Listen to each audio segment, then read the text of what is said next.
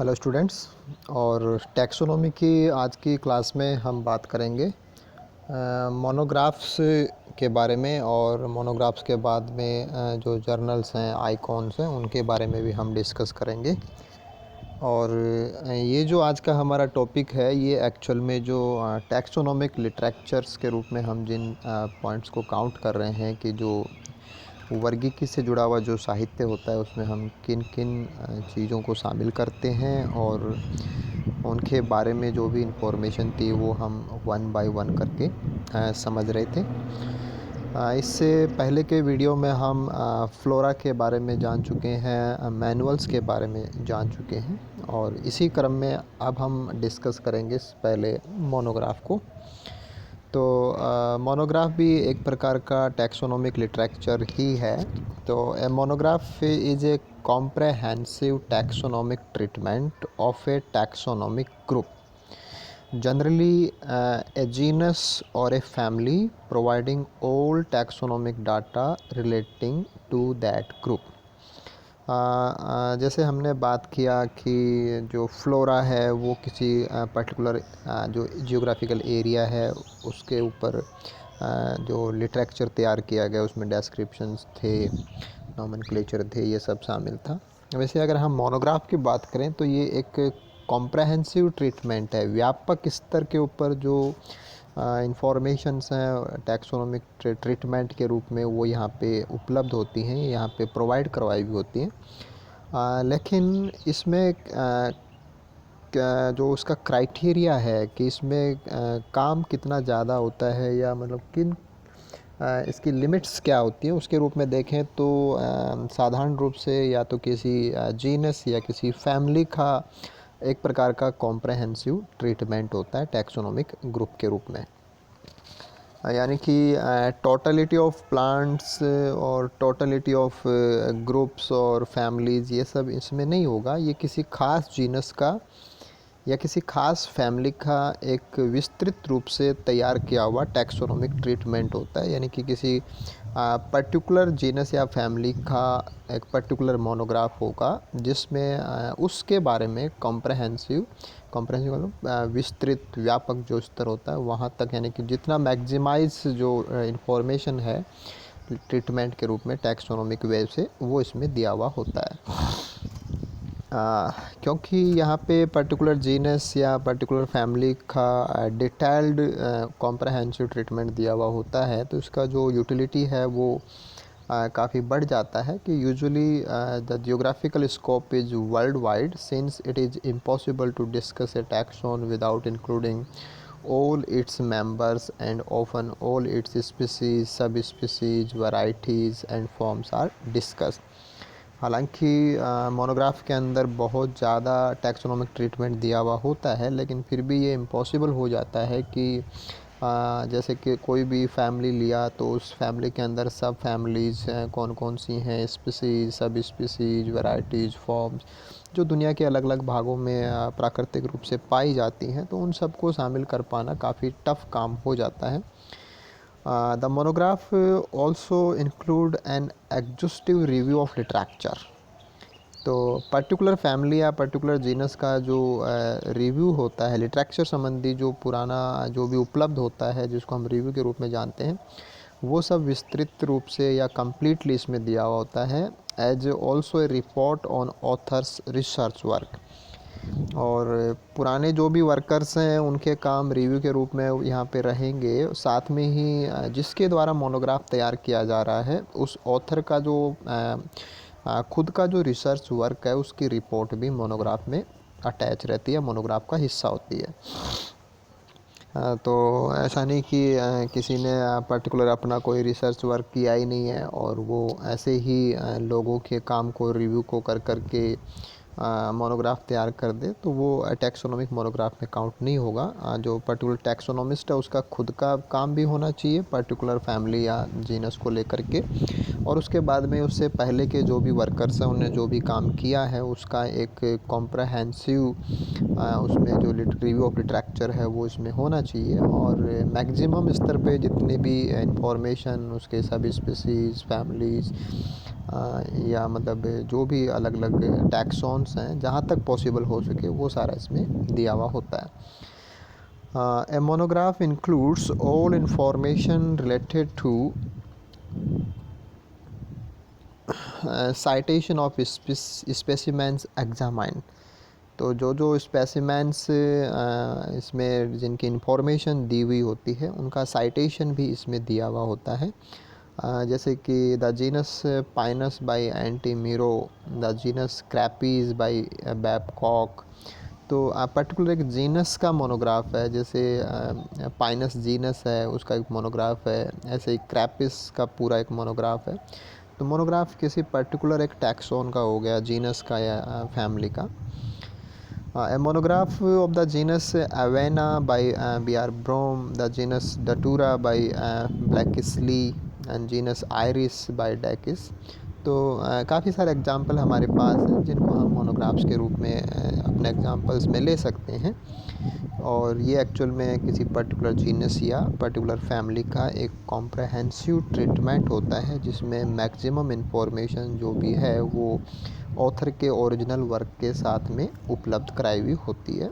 और जब किसी पर्टिकुलर जीनस के बारे में काफ़ी कुछ एक जगह पे संकलित हो जाता है, तो इस लिटरेचर का या इस मोनोग्राफ के रूप में तैयार लिटरेचर का जो यूटिलिटी है वो अलग अलग भागों में जो और टैक्सोनोमिस्ट है वो कर पाते हैं। तो एक वर्ल्ड वाइड यूटिलिटी इनकी होती है। इनमें किसी खास के लिए खूब सारा दिया हुआ होता है, इसलिए इसका यूज़ अलग अलग भागों में जो वर्कर्स हैं उनके द्वारा किया जाता है। इसी प्रकार से अगर हम बात करें कि जो रिवीजन होता है, revision is less comprehensive than a monograph. तो मोनोग्राफ में ज़्यादा व्यापक स्तर होता है, जबकि रिवीजन उससे कम व्यापक स्तर का होता है।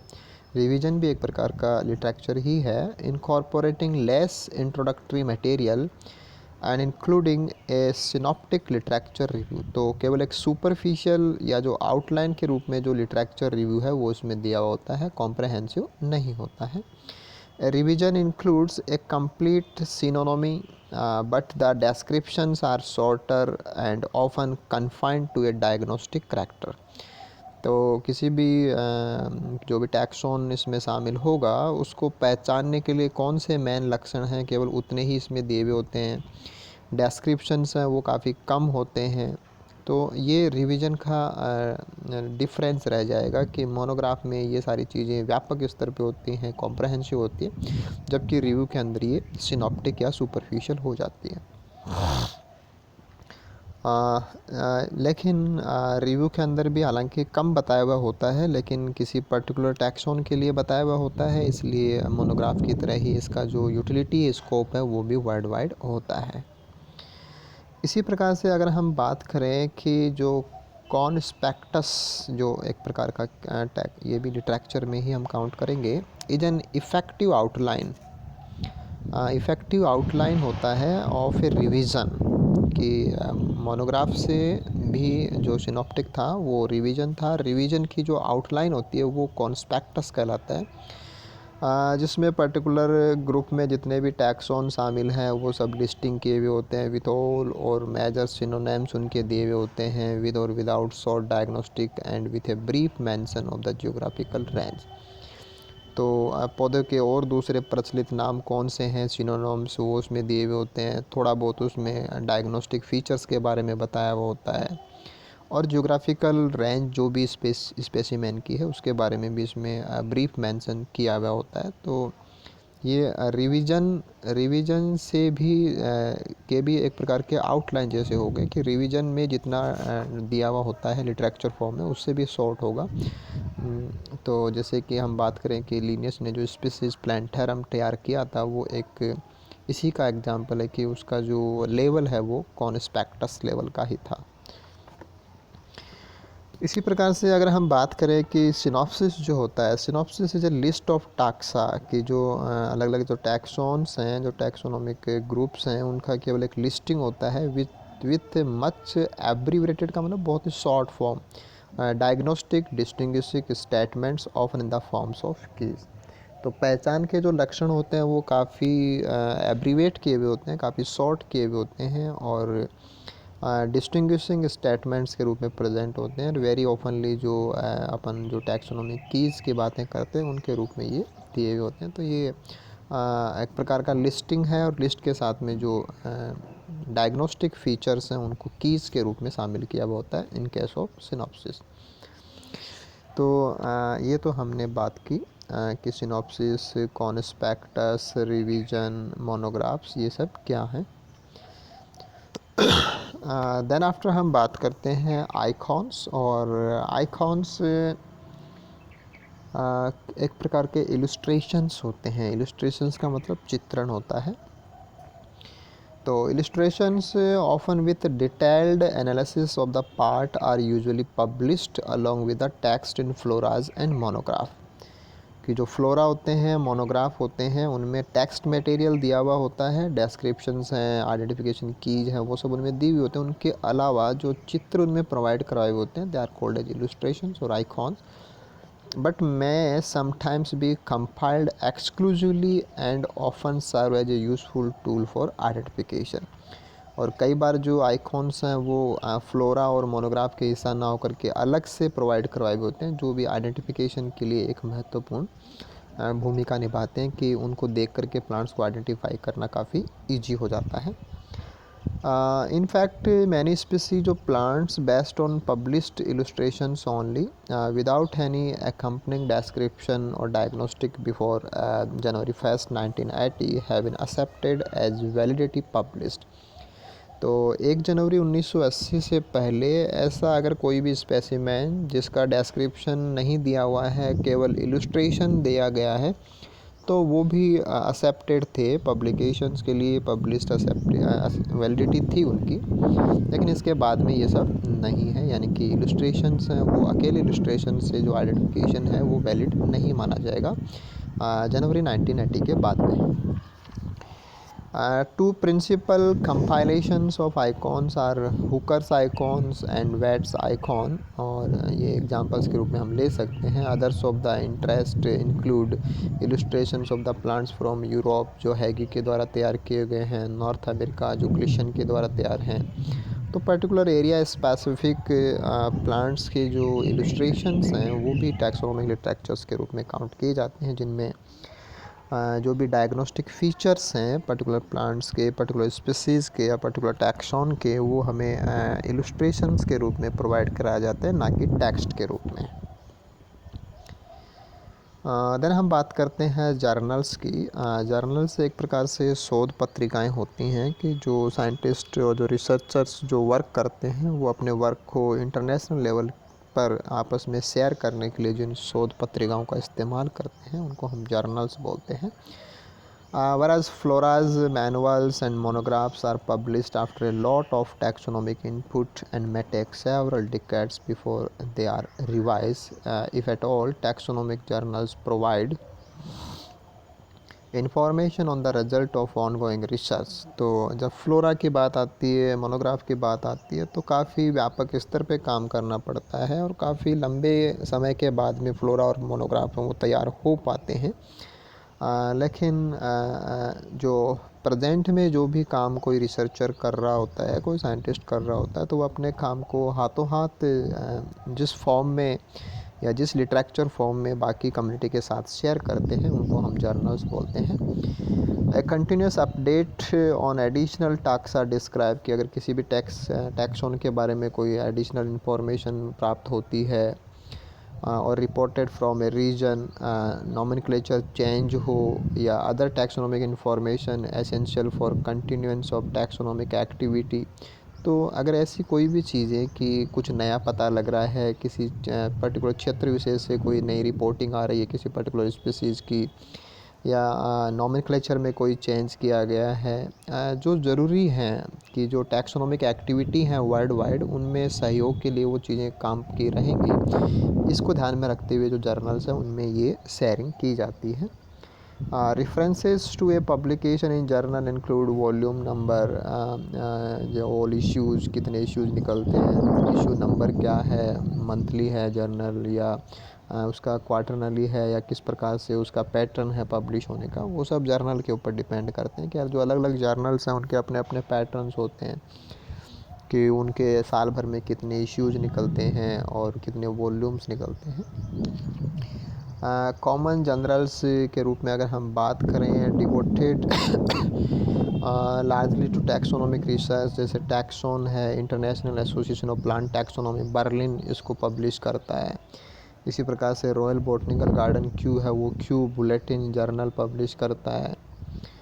प्लांट सिस्टेमेटिक्स एंड इवोल्यूशन, ये डेनमार्क की एक एजेंसी है, उसके द्वारा पब्लिश किया जाता है। Botanical journal of Linnean Society, ये लिनियन सोसाइटी लंदन के द्वारा पब्लिश होता है। तो there are so many examples जो वर्ल्ड वाइड लेवल के ऊपर, इंटरनेशनल के लेवल के ऊपर हाई रेपुटेड जो रिसर्च है टैक्सोनॉमी से जुड़ी हुई, जो नई इन्फॉर्मेशन है, चाहे वो नॉमेनक्लेचर को लेकर हो, आइडेंटिफिकेशन को लेकर के हो, जो नेम्स हैं उनमें चेंजेस को लेकर के हो, रिपोर्टिंग्स हो, तो एक्टिविटी जो भी हो रही है उस एक्टिविटी को टैक्सोनॉमिक कम्युनिटीज़ के बीच में आपस में शेयर करने के लिए जर्नल्स हैं वो एक क्विक लिटरेचर का काम करते हैं कि जब कोई साइंटिस्ट काम कर रहा है तो अपनी फाइंडिंग्स को इन जर्नल्स के थ्रू पूरे वर्ल्ड के साथ में शेयर कर सकता है, ताकि जो ऑन गोइंग एक्टिविटी है फील्ड की उनमें बाकी लोगों को भी फ़ायदा हो पाता है।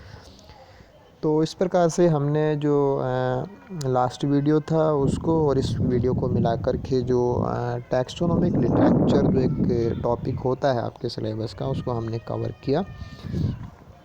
तो मोस्टली एग्ज़ाम्स के अंदर शॉर्ट नोट्स के अंदर इनमें से पूछे जाते हैं, तो आप जो भी पर्टिकुलर एग्ज़ाम में आए उसके लिहाज से वो पर्टिकुलर जो भी लिटरेचर, जैसे फ्लोरा बताया जाए तो फ्लोरा पहले क्या है, या मोनोग्राफ पूछा जाए तो मोनोग्राफ क्या है, उसकी यूटिलिटीज़ क्या हैं, उसमें एक्चुअल में होता क्या है, तो थोड़ा आपको यहाँ से तैयार करना है। देन आफ्टर उनके एग्जांपल्स हैं, ये सब आपको तैयार करने हैं और बिल्कुल बुलेट्स के अंदर या पॉइंट टू पॉइंट अपने आंसर को डिज़ाइन करना है, ताकि बेटर जो मार्क्स हैं वो हम यहाँ से ले सकें। Okay then, thank you.